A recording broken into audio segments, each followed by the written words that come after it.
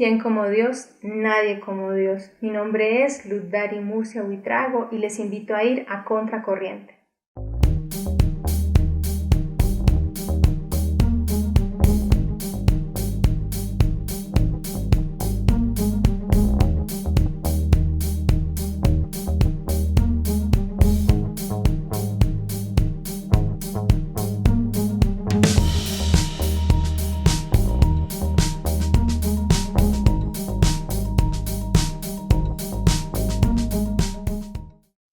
Bueno, muchachos, en esta tarde les traigo un tema bien interesante, los católicos en la política. Pero para hablar de este tema primero tenemos que conocer la doctrina social de la Iglesia. Y ustedes dirán, ¿por qué? Porque la doctrina social de la Iglesia nos habla de cómo vivir en la sociedad. Es un conjunto de propuestas concretas para nuestra vida, para la vida de las personas y principalmente de los católicos. ¿Por qué? Porque esta doctrina, porque sabemos que nuestra fe cristiana ha chocado de frente con muchas leyes que son injustas y que van en contra de nuestra fe y de nuestras creencias. Entonces, por eso la Iglesia Católica ha visto la necesidad de guiar a su pueblo respecto a estos temas.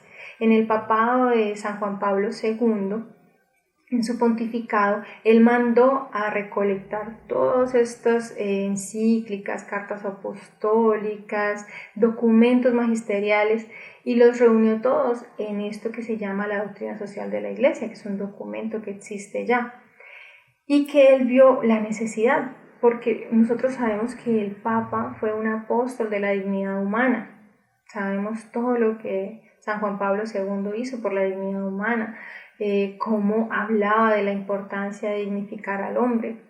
Entonces, no podemos separar nuestra fe de lo social, no podemos separar nuestra fe de lo político, porque estaríamos incurriendo en un error. Y hoy en día nos dicen, no, lo político y lo religioso aparte, todo aparte, no podemos mezclar una cosa con la otra. Pero es que si vivimos en una sociedad como el Señor nos lo pidió, porque Él nos vino a enseñar cómo vivir y cómo convivir, nos vino a enseñar que teníamos que vivir como hijos de Dios, pero también nos vino a enseñar que teníamos que convivir como hermanos. Entonces no podemos separar lo que el Señor Jesús vino a enseñarnos de la vida social, de la vida política. Todo es un conjunto, nosotros somos alma y cuerpo, una sola cosa, no podemos separar lo espiritual de lo corporal. Así es que la evangelización debe ser liberadora porque el Señor nos vino a liberar, no solo en lo físico, en lo espiritual, nos vino a liberar en todo ámbito. Podemos ver cómo Él cuando sanaba, primero sanaba el alma y luego el cuerpo. Entonces no podemos separar una cosa de la otra. Así pues, quiero iluminar un poco esto dándoles unos ejemplos de los escritos de los papas a lo largo de todos estos años. Entonces podemos ver cómo el Papa León XIII, en Rerum Novarum, nos dice: en la protección de los derechos se habrá de velar principalmente por los débiles y los pobres. Esto lo sabemos, la Iglesia Católica siempre ha abogado por los débiles y los pobres. El Señor nos ha pedido luchar por los débiles y los pobres. Y hoy en día se hace aún más necesaria esa lucha. San Juan 23 dice en Pacem in Terris: una convivencia bien organizada exige que se reconozcan y respeten los derechos mutuos, cosa que no se está haciendo hoy en día. Los derechos de un bebé en el vientre no se están reconociendo, los derechos de un hombre o una mujer ya muy viejitos o con una enfermedad bastante dolorosa, sus derechos se están irrespetando. ¿Por qué? Porque se les dice que lo mejor es que se suiciden. Esa es la mejor. Y son personas que están en una debilidad tremenda porque se sienten desvalidos. San Juan Pablo II, en Labor in Exerces, nos habla de que negar el trabajo al ser humano es no permitir que goce los frutos conseguidos con su esfuerzo. La Iglesia Católica aboga por el trabajo digno. Sabemos que el trabajo dignifica al hombre y que es necesario para poder subsistir, para que un padre de familia pueda mantener a sus hijos, a su esposa. Entonces la Iglesia Católica siempre ha pedido es un trabajo digno, no que nos regalen nada, sino que se nos dé la oportunidad de ganarnos el pan con el sudor de nuestra frente. San Pablo lo decía: el que no trabaja, que no coma. En Centésimos Annus, el Papa Juan Pablo también decía: cuando los católicos nos aseguramos de seguir la doctrina social de la Iglesia, es un gran movimiento para la defensa de la persona humana y la tutela de su dignidad. Esto es muy importante porque estamos defendiendo al ser humano, estamos dignificando al ser humano siguiendo la doctrina social de la Iglesia. Y podemos ver otro ejemplo, Pablo VI, que también fue un gran papa dice en 80ª Adventis, una carta apostólica, dice: la participación es una exigencia fundamental de la naturaleza del hombre, un ejercicio concreto de su libertad, un camino para su desarrollo en la vida económica, y hoy día se extiende al campo social y político. La participación, el Papa habla de la participación del católico en la vida social y en el ámbito político. En ese entonces, él lo decía: hoy en día en el ámbito político, ¿cuánto más será en este momento de nuestra historia? Y siguiendo con el Papa Pablo VI, dice: toda persona cristiana tiene la obligación de participar en la búsqueda de la sociedad democrática, al igual que en la organización y en la vida política. Y para los curiosos, por favor, busquen esta carta apostólica, 80ª Adveniens, el numeral 26. El Papa dice: no se puede favorecer ideologías marxistas con su materialismo ateo, ni ideologías liberales. Sabemos que esto no va con nuestra fe. Nada de marxismo, nada de socialismo, nada de comunismo. Estos temas, estas corrientes políticas van en contra totalmente, de frente contra nuestra fe. Y en el congreso pasado, Julián Hoyos dio una charla sobre esto. Los invito que, si la pueden volver a ver, la vean, porque él nos habla sobre el marxismo, el comunismo, el socialismo. Rusia extendió sus errores por todo el mundo y ahora están disfrazados de socialismo, de comunismo, de otras corrientes políticas supuestamente muy buenas que le quieren dar todo gratis a todo el mundo, pero sabemos que es un error y que va en contra total de nuestra fe. Entonces, la doctrina social de la Iglesia, para resumir, vamos a mirar los derechos en los que hace más énfasis: el derecho a la vida, a la libertad religiosa, a practicar la fe, a la participación en la vida social, ojo, esta es la parte de la vida política, a la participación económica y a que los pueblos salgan de la miseria. La Iglesia Católica en ningún momento se pide que se le regale nada a nadie, sino que haya solidaridad con el débil, con el que no se puede defender, con el que no puede buscar su pan por sí mismo. Eso es lo que busca la doctrina social de la Iglesia, que haya justicia y que haya un bien común. Entonces no nos podemos ir a los extremos. El capitalismo salvaje tampoco puede ser algo que un católico siga. ¿Por qué? Porque busca eso, el fin material, más no la persona, no busca el bien de la persona. Entonces tenemos que saber, como sabemos la frase que dice: la virtud está en el medio, estamos buscando la justicia y el bien común. Ninguno de los dos extremos, ni que nos regalen todo, ni que cada uno busque por su lado sin pensar en el débil y en el desposeído. Y después de Dios, nadie como María. Entonces, muchachos, la invitación de este programa, ¿cuál es? ¿Cuál es como la idea de que hablemos un poco de la doctrina social de la Iglesia? De que veamos la importancia de que como Iglesia nosotros participemos en la vida social, en la vida política. Muchas veces dirán: bueno, ¿y cómo puedo participar? Hay muchísimas maneras. El Señor nos ha llamado a una libertad, ¿cierto? Él vino a liberarnos y vino con esa libertad a evangelizarnos, y por eso nos llama la santidad. La santidad libera y evangeliza. Un ejemplo muy claro es Santa Madre Teresa de Calcuta. La Santa Madre Teresa de Calcuta vivía en una ciudad donde no había mucho catolicismo y las personas a las que ella ayudaba tampoco creían en el Señor Jesús, pero ella, al mostrarles ese amor, al liberarlos de sus dolores, de sus necesidades físicas, les iba evangelizando y mostrando a ese Dios que sí los ama, que los busca, que los cuida. Y estas personas querían conocer a ese Dios a causa de lo que ella hacía, en esa santidad, en ese amor, en esa liberación que ella hacía por ellos, les mostraba a ese Dios, los evangelizaba. Y después de Dios nadie como María.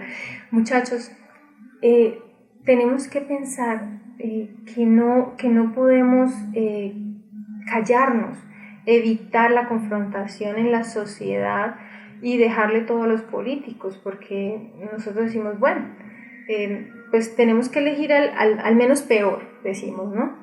Pero hoy en día tenemos que pensar más allá, porque todas estas leyes están afectando la familia y no podemos permitir que eso pase. Nosotros, como católicos, como cristianos, como creyentes, debemos buscar el reino de Dios y su justicia, pero ese reino de Dios lo debemos implantar primero aquí, en nuestro alrededor.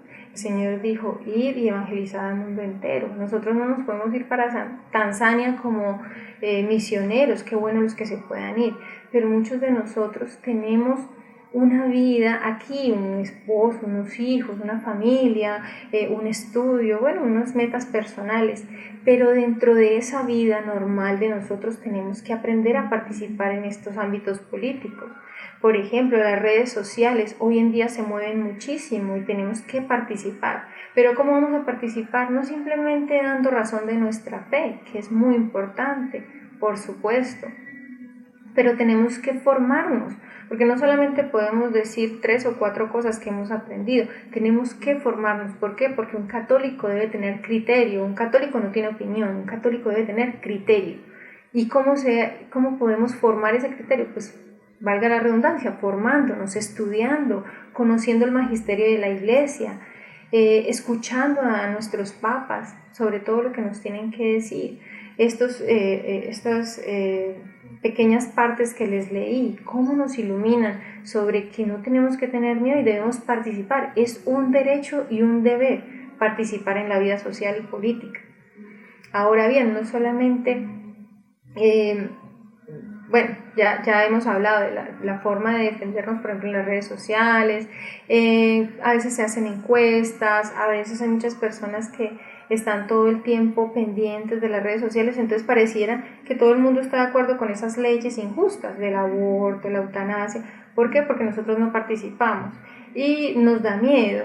Muchas veces en nuestros ámbitos sociales, de estudio, en nuestra familia, nos da miedo decir lo que pensamos porque nos vamos a enfrentar tal vez a un problema y muchas veces hasta que nos dejen de hablar, pero pues por la verdad murió el Señor.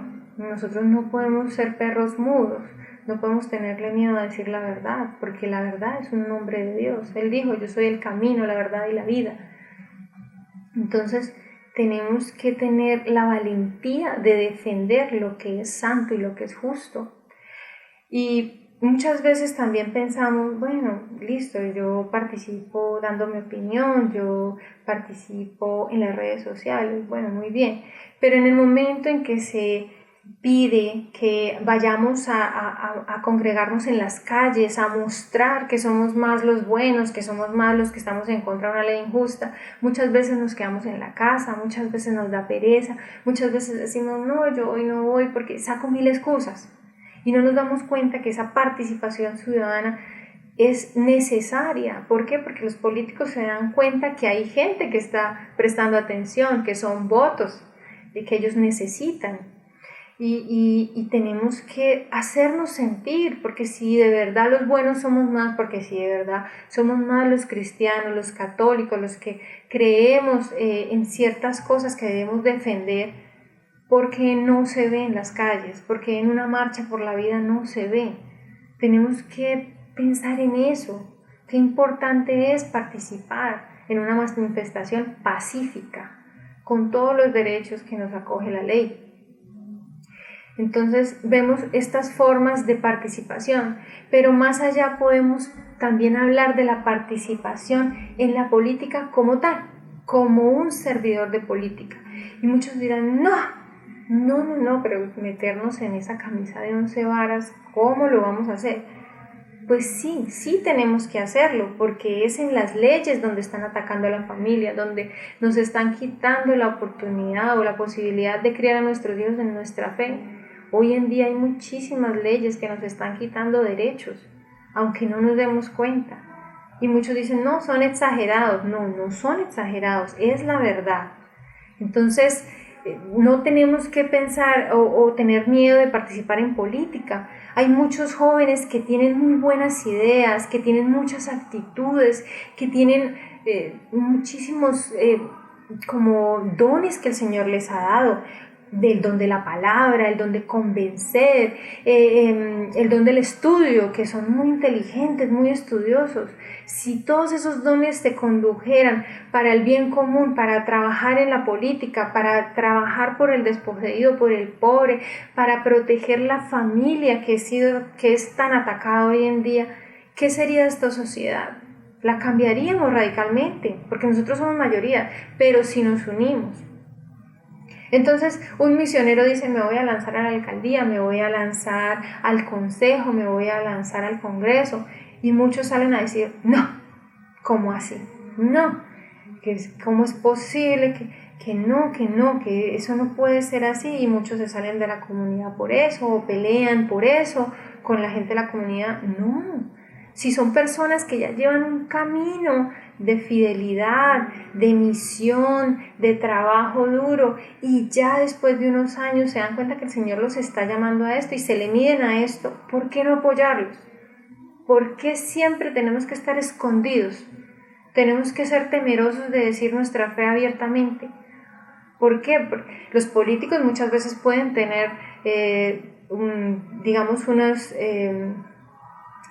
ideas cristianas, pero al verse solos se apabullan, se dejan apabullar, sienten miedo, no sienten respaldo del pueblo, y un solo político contra 200 más en ese congreso que con puras ideas diferentes, pues se siente apabullado. Pero nosotros podemos cambiar la historia si desde ya esos muchachos que tal vez tienen esos dones, que están estudiando derecho, que están estudiando administración, bueno, qué sé yo, tantas cosas que se pueden estudiar para poder llegar a un puesto político o tener la suficiente educación para ir a un puesto político y hacer algo bueno.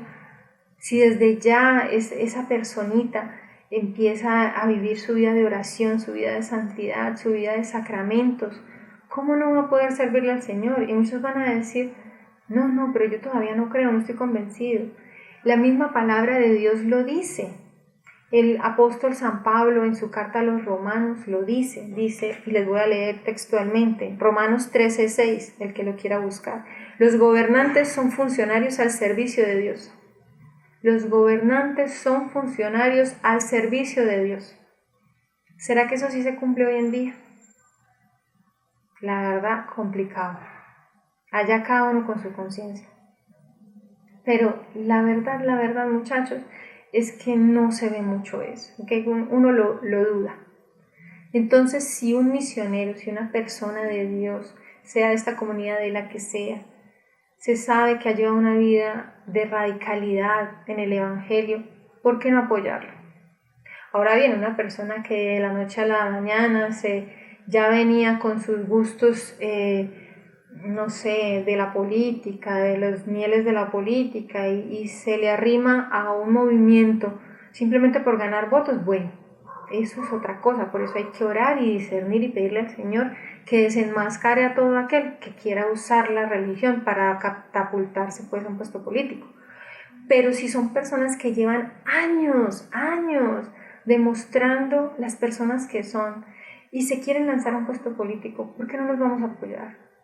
Hoy en día, desde ya, si hoy tú sientes, misionero, amigo de la comunidad, sientes que estás llamado a servir en la política, servirle a tu país, servirle a tu pueblo, servirle a tu Dios, pues bueno, hazte más orante, busca más la santidad y el Señor te va a ayudar.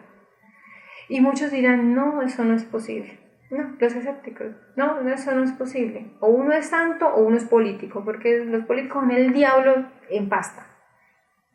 No, Hay muchos ejemplos de políticos que sí han servido al Señor desde la política, valga la redundancia. Por ejemplo, en México hay un señor llamado, bueno, él ya está con el Señor, si Dios lo permite, está en el cielo, se llama Carlos Abascal. Él fue un funcionario, él empezó, la historia de él es muy bonita, él es un abogado que empezó como mensajero en una editorial y terminó siendo el director general. Como dicen por ahí, para ser papa hay que al menos aspirar a monaguillo. Entonces este señor empezó de mensajero y terminó de director general, y siempre aplicando la doctrina social de la iglesia. Siendo director general, buscaba el bienestar de sus empleados. Y tanto es así que fue tan bueno y era tan conocido que el presidente en ese entonces, Vicente Fox, lo puso en la Secretaría del Trabajo, al frente de la Secretaría del Trabajo en México. ¿Por qué? Porque el presidente Vicente Fox vio algo bueno en él y porque Dios lo respaldaba, y se está pidiendo la causa de su canonización es por sus virtudes y porque nunca transó su fe con la política, nunca tuvo que vender nada de su fe, de su amor a Dios por estar en la política. Otro ejemplo, Alberto Marbelli en Italia. Era ingeniero mecánico, estuvo en la época de la Guerra Mundial, de la Segunda Guerra Mundial, y este hombre hacía de todo, iba con su bicicleta, ayudaba a todo el mundo. Él estuvo en el ejército, pero como ya tenía 3 familiares ahí, entonces lo sacaron. Pero él estuvo trabajando siempre por la comunidad, y tanto fue así que le propusieron lanzarse como candidato a la primera administración comunal de su ciudad, pero desgraciadamente murió. Pero él estaba en la política y seguramente iba a ganar, pero pues Dios le tenía un mejor puesto en el cielo. También Giorgio La Pira es muy conocido. Este señor fue 2 veces elegido alcalde de Florencia en Italia, fue diputado, fue miembro de la Asamblea Nacional Constituyente después de la Segunda Guerra Mundial en Italia, y participaba perteneció pues a la Tercera Orden de Santo Domingo. Entonces imagínense todo lo que se podía hacer. Él era un hombre muy santo, él ya es venerable, y Alberto Marbelli es beato. Y vean, son personas que participan en la política. Santo Tomás Moro, muy conocido Santo Tomás Moro. Él también estaba en la política y fue decapitado porque no quiso transar con el rey Enrique VIII, que tenía unas pretensiones que no iban con la fe católica, así que él decidió defender su fe, su radicalidad, y murió decapitado. Mártir, directo al cielo, bendito sea Dios. Muchos dirán, no, qué miedo uno meterse en política, por ahí lo maten. Pues si lo van a matar por defender al Señor y a la fe del Señor, pues bueno, bendito Dios, mártir, nos vamos para el cielo. Y no solamente podemos ver esos ejemplos, también hubo un arzobispo en El Salvador. Él no participó en política, pero él denunciaba lo que estaba mal en la política y por eso lo asesinaron, Monseñor Romero. Entonces no tenemos que tener miedo de hablar, muchachos. ¿Por qué tenemos que tener miedo? Ahora bien, el denunciar lo que está mal, el participar en política, el tener un criterio para saber escoger, tampoco nos puede llevar a ser extremistas de estar diciendo, es que yo soy de este candidato o de este político, yo soy de aquel. A muchos misioneros se les ha ido la mano un poquito con eso. Que no, que yo soy de tal político, no, que yo soy de tal político y a muerte me hago matar por ese político. No, el apóstol Pablo nos dice en la carta a los Corintios, en la primera carta a los Corintios dice, unos dicen que son de Apolo, otros dicen que son de Pablo. ¿No estáis siendo carnales? O sea, ¿no estamos siendo mundanos al hacer eso? Nosotros somos de Cristo, nosotros seguimos a Cristo, nosotros no tenemos por qué seguir un político. Una cosa es que le demos un voto a un político, una cosa es que confiemos en la gestión de un político, otra cosa es decir que yo soy de ese político, que yo soy gomista, que yo soy hernandista. No, eso no está bien, muchachos, eso no está bien. Nosotros somos cristianos, nosotros seguimos a Cristo y así debe ser. Esta es la participación en la política que el Señor y que la Iglesia nos está pidiendo. Primero, decir la verdad.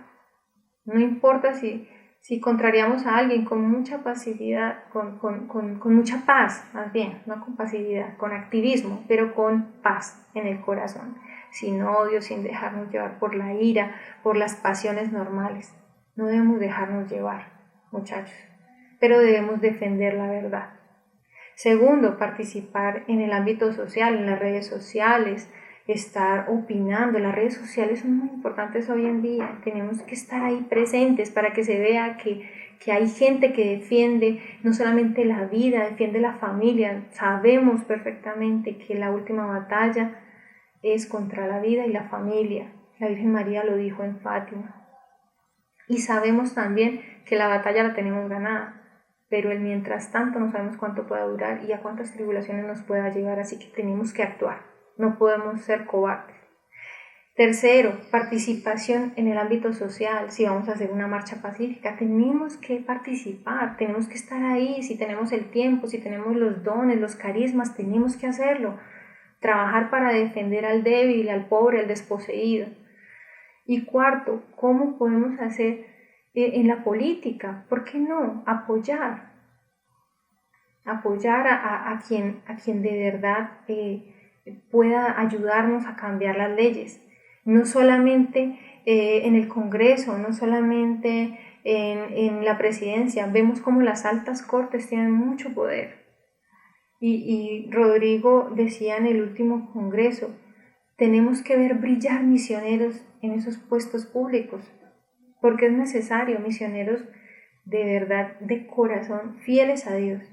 Hay que orar mucho, muchachos, para que el Señor nos dé santos políticos y que sean católicos políticos y no políticos católicos, porque es diferente. Tenemos que ser primero que todo católicos y después sí ejercer todos nuestros derechos y todos nuestros deberes en la sociedad. Y por último, el voto. Tenemos que votar siempre. Si aún no han llegado esos grandes políticos que esperamos, que sean fieles al Evangelio, de todas formas tenemos que buscar la persona que más vaya con nuestras ideas, con nuestra moral, con nuestra fe. Entonces esa es la invitación hoy, muchachos, que de verdad participemos, que no digamos eso no es conmigo, eso no es para mí. No, esto sí es contigo, esto sí es para ti, porque si no, el mundo nos va a comer vivos. Así que, muchachos, les dejo todas estas reflexiones y toda esta información para que lo pensemos, para que lo oremos, para que le pidamos al Señor que nos dé fortaleza, nos dé mucha inteligencia y sobre todo muchas ganas de aprender, de formarnos y de ser esos verdaderos cristianos, sin miedo, de cristianos que no se esconden, como los primeros cristianos, que no se escondieron, y por eso la fe se ha extendido tanto. Les agradezco su tiempo y su atención y deseo de todo corazón que el Señor nos ayude y que nos prodigue su bendición en este día y todos los días para que podamos hacer de verdad la voluntad que Él tiene para cada uno de nosotros. Oh María, sin pecado concebida, a ti confiamos la causa de la vida.